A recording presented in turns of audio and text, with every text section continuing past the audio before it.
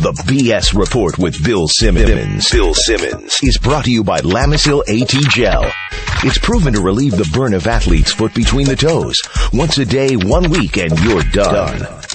First of all, This is the BS Report with Bill Simmons. it might be cool, I don't know. And if it's not, I don't care. The BS Report with Bill Simmons. Bill Simmons works for ESPN. He's also named the sports guy, and he writes a comical sports column. He must be a popular dude. The BS Report. It's got a real dirty sound, like a rusty steak knife cutting through a well-aged steak. Now. Here's Bill Simmons. All right, welcome to the BS Report. This is our second three-time guest ever coming up. The first was Rick Bucher, who was on twice by himself and then was on with Mark Stein, which was technically a threesome, but I still think that counts as a three-time guest. This is our second three-time guest. He's the host of the Adam Carolla Show, which is syndicated all over the West Coast on the radio. He's got a movie coming out called The Hammer, which premieres March 21st in selected cities, and you can see what those cities are at thehammermovie.com. And also, and most important, he's Dancing with the Stars, starting Monday, March 17th on ABC, and maybe the most controversial decision any of my friends has ever made. So anyway, we're going to bring him right on. All right, let's bring him in. Adam Carolla, welcome to the show. Oh, great to be back, Billy. Thanks for fitting us in your busy schedule. I mean, this was sad. I actually had to make arrangements to lock you in for a half hour. I know. What has the world come to that I need to shoehorn in a Bill Simmons podcast? I know. And we won't be able to do a movie idea this time. We won't have time. You have to come back. I remember the days when I would come by, lay down a podcast, and we'd grab a cold one, catch a matinee, then a nap, then a spoon, then another podcast. Then you'd ask me how I liked my waffles the next morning. I know. And now it's right off to dance practice. Those days might be back in about a week. First of all, congratulations on renouncing your heterosexuality, as Kimmel pointed out this week. Thank you. It was more of a denouncing of it, but either way, it's gone. It is. You might be able to get it back in a year after people forget. I feel like it'd be a fight in a year. I'm going to give it an Olympic season, and then I should be able to wrestle my sexuality back. I defend you in the following way. You have this movie coming out on March 21st, The Hammer, which is really good. Thank you. You're doing what you need to do to promote it. That's right. Now, I don't think this is on par with, the last few years of John Holmes' career when he started doing gay porn. Yeah. It's probably a couple levels below, but you're doing what you need to do. By the way, and just to let you know how straight I am, that box set of John Holmes, the later years, rarely comes out of the cupboard. Right. Rarely. On rare occasion. Yeah, what I'm doing essentially here is it's like you lift an eyebrow because you find out the woman's a prostitute, and then you realize she's only doing it to take care of her ailing kids and her sickly mother, and now you give her a pass. Right. That's what I'm doing. I am prostituting my heterosexuality out doing Dancing with the Stars, but really to promote my boxing movie. Right. So in a way, maybe it makes me more heterosexual. And more noble. Also, I would say this, too, as far as the stigma of Dancing with the Stars. Not as bad in season number 5 as it was in 1 through 2 or 3. Do you know what I'm saying? Yeah, I liken it a lot to the stud earring on the male. In 1961, the first guy that came home from college with a pierced ear had his dad, who was an ex-Marine and still kept the buzz cut, throw down the sports page, pull his belt out, and just beat the holy bejesus out of him right there in the living room. Now, kid comes home with a stud earring, no big deal, right? A little of that with Dancing with the Stars. Well, also, this movie is basically loosely based on your life. Sure. You spend a lot of time and energy coming up with the script with our friend Hench. Right. And you filmed it. Right. You put a lot of blood, sweat, and tears in it. Then you spent the last years trying to market it, and then finally now it's coming out. So it's a labor of love for you. It is, and there's a couple things I will say about this movie. First off, it is a way to usurp the man, the studios, the big studio machine that doesn't want to put out a comedy unless Adam Sandler stars in it or Rob Schneider stars in it. In the past, you just had to sort of buy into the machine. But now, with the internet, with shows like your own, with people like yourself, my radio show, Kimmel's TV show, I feel like there's a way to do a movie on a grassroots, word of mouth, viral campaign that if the product is good enough, and this is a good product, can catch on and we can sort of stick it to the man. Right. And you know, the issue that you had is that it's a really good movie and it's really funny. And, you know, I know I don't have a lot of credibility saying that because you're my friend. Right. And I'd probably say that anyway. But it really is a good movie. And it's really funny. And I don't see how anybody who, first of all, enjoys this show or just kind of enjoys the kind of stuff that you and I like, I don't see how they wouldn't like this movie. But the issue is you're Adam Carolla. You're the guy from The Man Show. Right. You're a radio host. And when you're trying to sell this movie to the studios, they're thinking, well, how do I market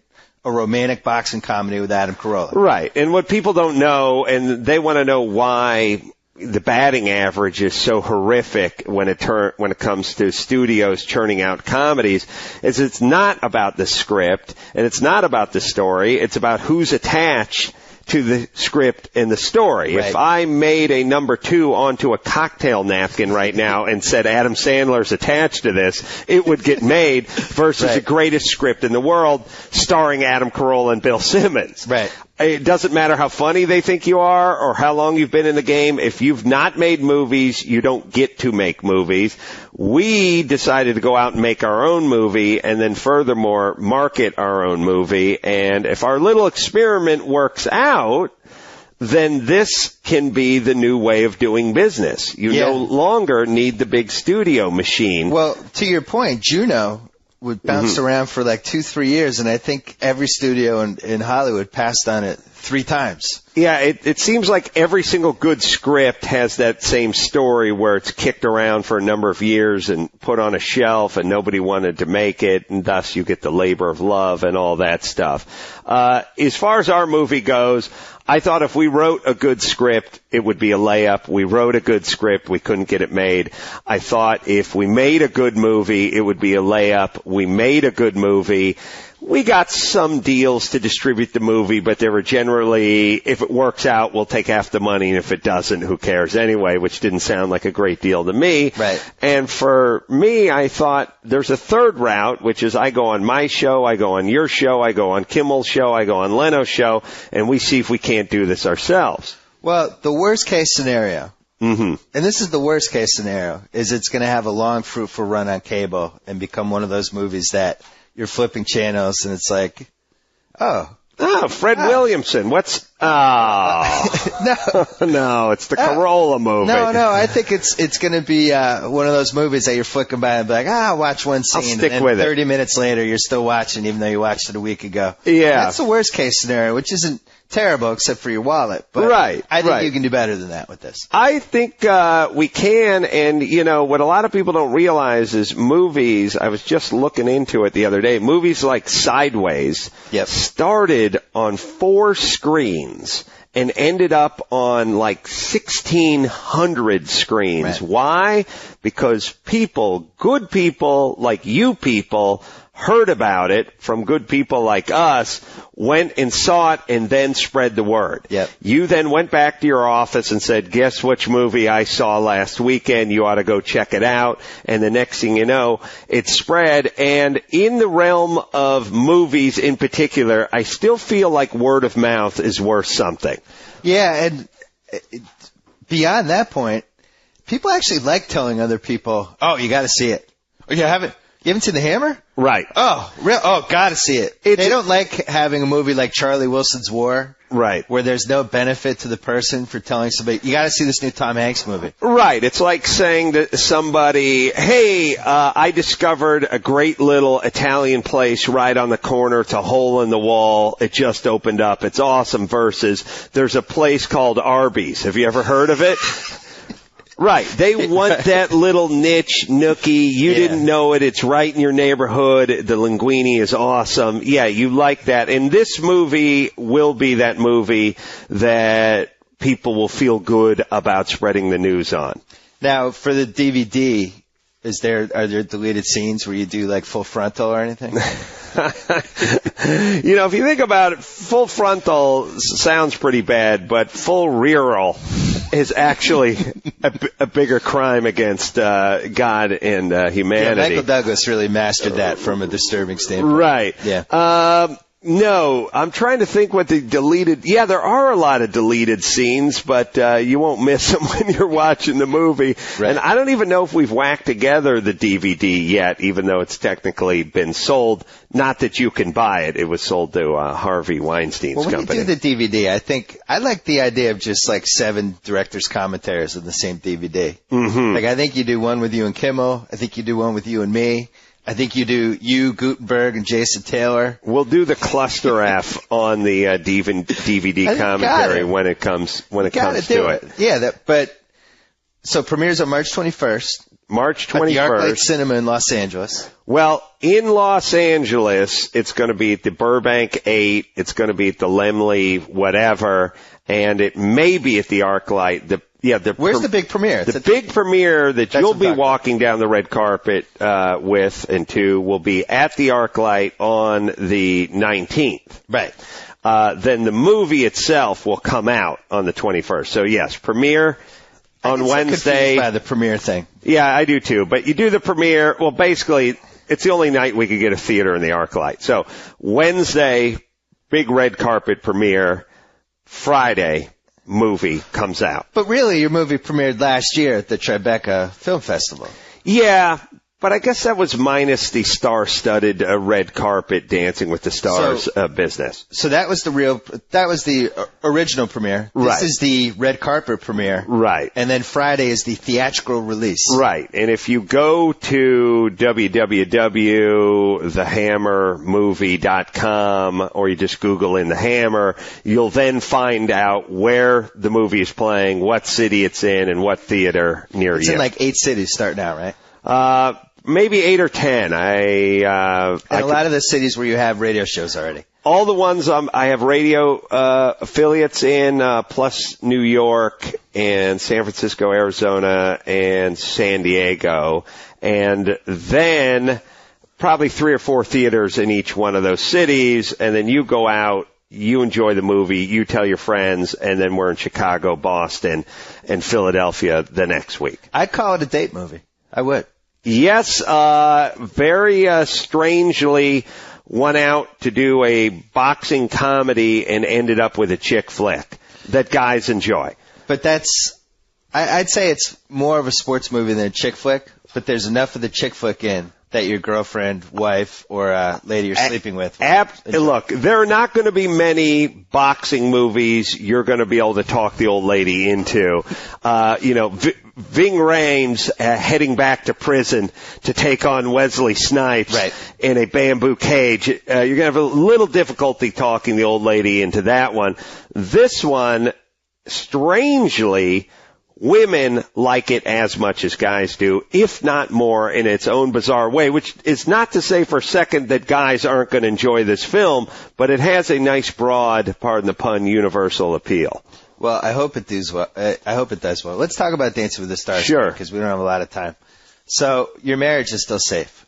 Right. I've not eloped with Julianne, my partner, yet. The 19-year-old Mormon who it almost seems like she's become a little sister to you, which I think is a good thing. Right. Although I keep explaining, when she goes, I'm Mormon, I keep hearing more man. Do you know what I mean? You're asking for more man. Yeah. That doesn't mean anything to me. I just heard more man. Dude, you getting hooked up with her was probably the best thing that could have happened to you for this because everybody loves her. Yes. So no matter how bad you are, you're sticking around for like 5-6 weeks. Yeah, she's America's sweetheart. I fear what we have going for us is, like The Bachelor, they'll have some good-looking blonde-haired guy with blue eyes, and he's a super hunk, and then they'll have 25 chicks, and they always toss in one black chick. Right. And they toss her in because they're trying to be even-handed about the whole thing. Yep. And that black chick never gets voted off in the first round because the guy doesn't want you to think he's racist. Right. But he's not into her. Yep. So they go a couple rounds and then he kicks her off. I'm like the black chick on The Bachelor. I like that. I got a few good rounds into me just because America's so in love with my, by the way, bigger than me celebrity. Yeah. She's got like a country album dropping, a TV Guide and E and Access Hollywood. They're all over her every second. But my partner's America's sweetheart. She is so foxy and so beautiful that America can't bear to part with her. But foxy not in a slutty way. Foxy in a, she could be my daughter, or I would set my son up with her and they could go to drive-in movies together kind of way. Yes, and if I set my son up with her, I would also set the nanny cam up in the son's hamper because I would need to know what was going on in that room. Be interesting explanation to the old lady. Why is the nanny cam in the hamper? I don't know. Listen, you do things your way, I do things my way. But for security. But our son he's 22. Yeah, enough said already. The place could be bugged. You know, the black contestant in The Bachelor, I've always compared to Gonzaga in the NCAAs. They always make it like 2 rounds. Right. They kind of get America behind them a little bit, and then it's over. Yeah. So maybe that's what happens to you, but you haven't been rehearsing enough, have you? To really seriously win. I've been doing about 2 hours in change. 2 hours. 6 days a week. But don't some people, like Yamaguchi's got to be doing like 17 hours a day? Well, as I was saying to the other folks when we were driving the limousine into Oprah's place, life's taken a turn for the surreal, I must say. I said, look, everybody, our real competition, she wasn't in our limousine, but they'd broken it up. I unfortunately was sitting next to Penn Jillette, whose knees were about 8 foot apart. You know the guys who sit next to you in the limousine in like a good couple acres of real estate between, they really like to air it out in there. Yeah. And he's 300 pounds and 6'9". Anyway, and he's got a ponytail that's hitting you in the face. You know, it's been soaked in Grecian formula, so you're getting high on those fumes. And we're all talking, you know, who's going to win this, who's got the advantage. Of course, no one's talking about anyone who's in our limo. We're talking about, so Yamaguchi's.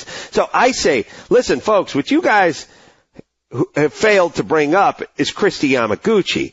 This chick was born skating. She was born on a block of ice. I mean, it's the same brain set that skating and dancing, I think. Well, it's almost, and then someone said, yeah, but that's ice skating. I said, you know what that's like saying? That's like saying, sure, the guy can juggle on a unicycle, but let's see how he does it on the hardwood floor. It's like, I bet he could handle it. Yeah. I bet if you can do incredible dance moves with 1/8 of an inch of steel strapped to your high top boot on a frozen block of ice, I'm sure you could pull it off on the parquet. Do you know what I'm saying? Well, she's not going to get nervous.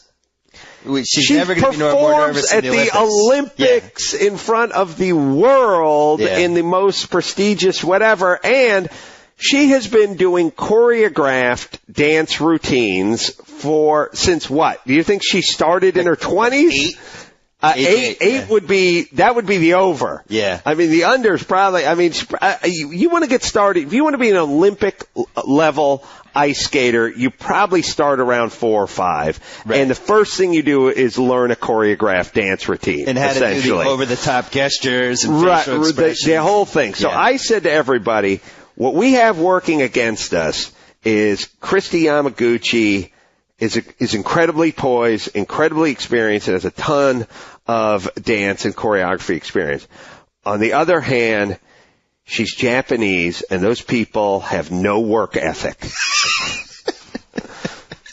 So she's probably going to be drinking her way right through this thing. Do you know what I mean? She's like the perfect storm. I know. There's no. The odds on her are only like 5-2, and I can neither confirm or deny reports that I have placed money on that. I think she could do her first dance in a Klan outfit and still probably take that trophy home. Like who's going to beat her now? It is a bit of a popularity contest, though. True. On the other hand, and she may be a little shy and not have the personality, and also as my instructor keeps repeating to me, people like to see improvement. See, the judges don't want to see someone just a 10 flat line straight on through.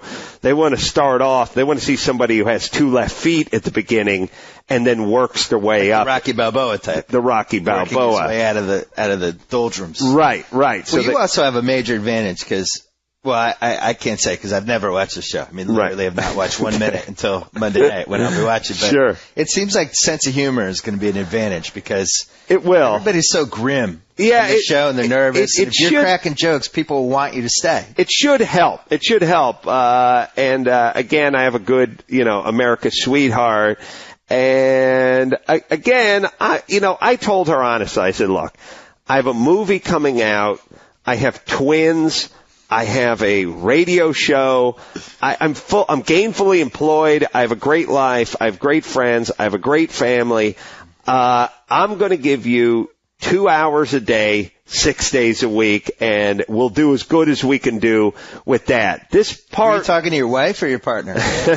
No, Lynette, my wife, I give you 15 minutes a week.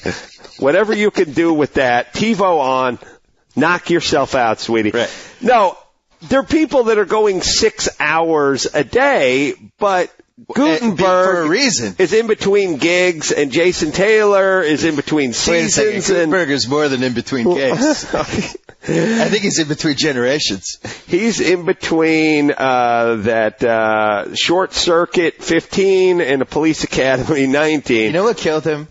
When he went serious for that one film with Elizabeth McGovern, Bedroom Window. Is that what happened? That was it. The wheels came right off. Nobody wanted to see like Steve Gutenberg in a thriller. They want to see him with a police uniform on. I'll have that uncomfortable conversation with him Monday in the trailer.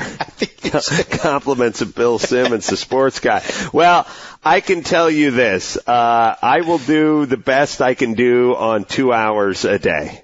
I think you'll be okay. All right. I think you have the partner, you have the sense of humor. Mm-hmm. So 2 major advantages. Very true. And worst case scenario, if you get bounced after 2 weeks, you're still promoted, you're moving. In fact, some could say you should just throw this. I probably after should the third week. Well, one way I was planning on throwing it was I had an 11-minute diatribe on how the were responsible for that I was going to launch into, where I do that thing where I grab Bergeron.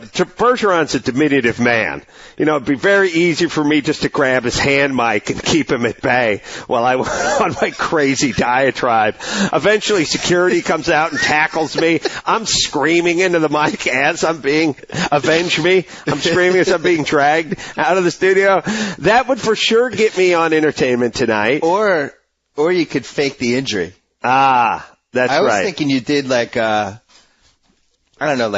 in Victory or something where just you roll over. There was a scene in Papillon where Steve McQueen threw himself down the gangplank from the prisoner ship leading to Devil's Island so he could get put in the hospital. I may pull one of those moves. The back. You can do it.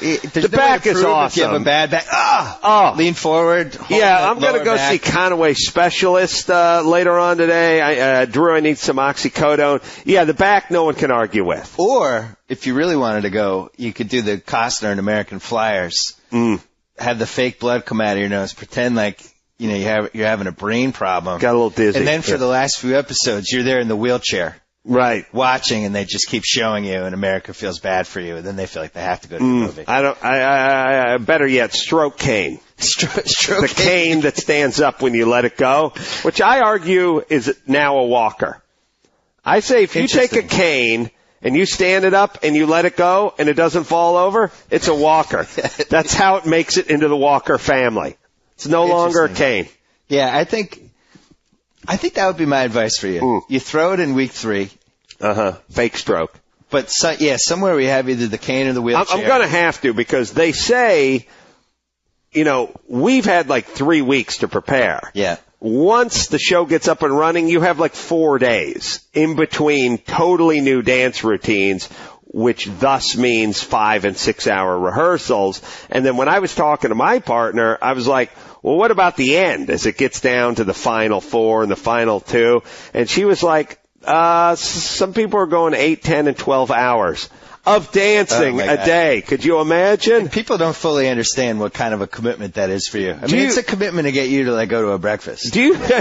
But do you realize, I don't have 2 hours combined dancing in my entire life. If you took every wedding I've ever been to and took every time I hit the dance floor to Moni Moni by Billy Idol, it would not, combined would not equal one dance session I've done thus far. I don't know how this is going to turn out.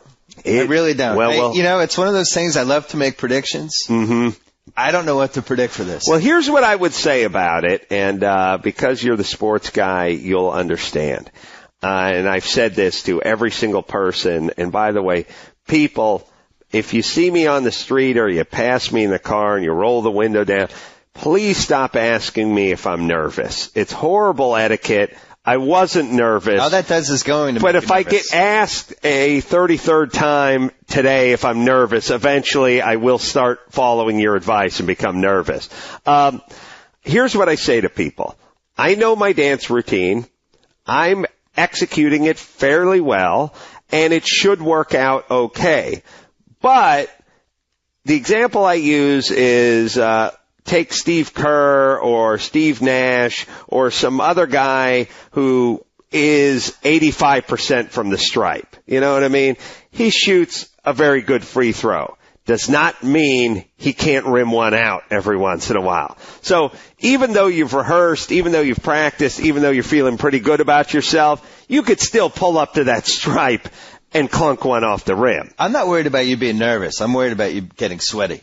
I think that's the real issue. I could be sweating. What kind of shirt are you going to wear? Oh, I could sweat right through a shirt. Well, they give you a tuxedo, the first one, so I don't have to worry about. Tuxedos are hot though. Oh, I will be sweating. Yeah, no doubt. But you have a legitimate sweating problem though. I'm a big sweater, so I will definitely be sweating. On the other hand, it's a dance competition. So if you go up there and you're doing the Tonight Show and you're sitting next to Jay Leno and there's beads of sweat rolling down your face, that seems like you're some politician who got busted for drugs. Right. But if you do a dance competition and you're done dancing and you're standing in front of the judges and you're sweating, at least you have an excuse for sweating. That's a good point. And also, you've been in more nerve-wracking situations than I think a lot of the people that are in this competition. Actors, they only have to get nervous when the guy's like, and action. But I think it's a little different when you're in front of a live audience, live. I've hosted, award shows and things like that. The Tonight Show is about as nervous as somebody's going to get, I would think. Yeah, I mean, one could argue that a minute and a half of something physical versus sitting down and trying to be funny for 10 minutes. Especially on a show where you don't know what to do with your legs and the couch, you're naked. Yeah, you do that thing where you try not to jiggle your foot, which you do when you're nervous, you forget about it and all that kind of stuff. Yeah, listen. It'll be a huge adrenaline rush when I hit the dance floor, but also as far as nerves, I'm 25-1. This is essentially a 12-person race that I've been picked to come in 25th. With a partner who has won before. Twice before. Right. That, by the way, so once in a while I start thinking about it, I start getting nervous, and I realize, oh, wait a minute, I'm Jerry Springer. Yeah. Society looks at me as Jerry Springer or what's his name from Sports Center? Kenny Mayne. Or Kenny Mayne or whoever else. I'm looked at as a doofus through the eyes of society. Yeah. The guys who should be worried are the Latin telenovela stars, Christian, what's his name? The good-looking Latin guys who everyone thinks it was a 3-1, whatever. Those guys should be nervous, not the doofuses. People expect me to fall on my face. I'm a comedian. So you're going out there with nothing to lose. I am, and as I've said to my dance partner many times, you can tell me I'm a horrible dancer. It will not hurt my feelings whatsoever. I'm a comedian. Yeah. If you tell me my radio show sucks, if you tell me my movie stunk, if you tell me my last Kimmel appearance blew, you will hurt my feelings. My DVD collection sucks. Right. If you tell me any of that stuff, I will feel bad. It'd be like me telling you you're a horrible carpenter. Who cares? I would admit it. You would admit it and say, fine, I make a ton of money writing about sports. Last question about the Dance with the Stars thing. What's the best insult that one of your friends has come up with about this? Dancing, as far as Dancing with the Stars? Yeah. Mainly a lot of double entendre, gay stuff, where I've just been, sort of added to their collection of gay friends. With Kimmel, there's plenty, there's insults coming left and right. But a general, just sort of demeaning scarlet letter placed around me. The funny thing about Kimmel is that if he wasn't working on his own show for like 14 hours a day, he would absolutely do Dancing with the Stars. And not only that, but he would rehearse for like 12 hours a day and get more competitive than anybody else. I know. And yet he cast a stone from his glass house. He's such a hypocrite. Thank you. All right. So you got Dancing with the Stars premiering Monday, March 17th. That's right. You have The Hammer. World premiere March 19th, coming out theatrical release March 21st, Los Angeles, San Diego. Go to thehammermovie.com. Right. And check out all the release dates there. Yeah, you can read some really good reviews, see the trailer, and see where it's at as far as a theater near you. And then after this is all over, you're coming back, and we got to come up with another fake movie. We're going out to eat, and then we're going to see Rambo 4. Is it still in the theater? No, but we're having a DVD party. Oh, we got to watch Cliffhanger again, because I was just watching that a week and a half ago. I will watch it anytime you know what's with funny anyone. About Cliffhanger? My wife actually gets upset now when it's on.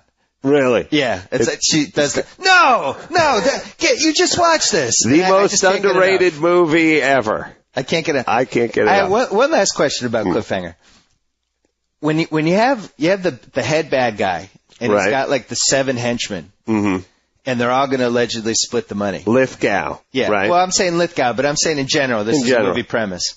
Somewhere during the movie, the head guy just shoots one of the other henchmen or doesn't seem to care that one of the guys died. None of the other henchmen seem to say, wait a second.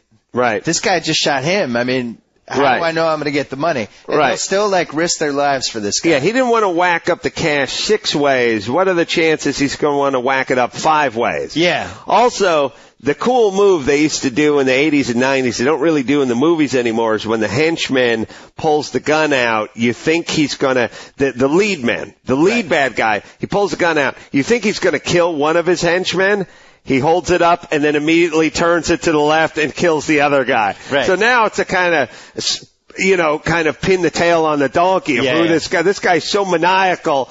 The one guy screwed up, you think he's going to kill him, he puts a slug in the forehead of the guy standing directly to his left who didn't even do anything. Right. That's the guy you got to look out for. Yeah. See, if The Hammer makes it, you and I are going to, you will then become a movie mogul. Yes. And you and I will write one bad action movie and get it done. Cliffhanger, again, Cliffhanger 2. We won't even call it Cliffhanger 2, we'll call it Cliffhanger 3 to confuse people. Shouldn't Lithgow get an honorary Academy Award from his work with The World According to Garp, where he played a 9-foot transvestite, and then Cliffhanger? I agree. Any more range than those 2 roles? I agree. And Garp is one of those movies that, for some reason, always sucks me in. Yep. I like the movies that spread. Maybe that's what we'll do. We'll write a movie where it spreads over 25 years, and you get to watch the guy grow up and cheat on his wife. And I like those movies. Mm-hmm. And then he comes back, and then he gets shot in the end. Time Traveler. Yeah. Time Traveler. So anyway, go see The Hammer, because if it works, eventually Adam and I will have one bad movie in us. Lithgow stars as the Time Traveler. All right, good luck with all this stuff. Thanks, Bill. Thanks for coming up. My pleasure. All right. So I get % off. Whoa. Thank you for downloading the BS Report with Bill Simmons. Too much fun. Check out more podcasts at the iTunes Music Store or at Pod Center at ESPNradio.com. Peace out.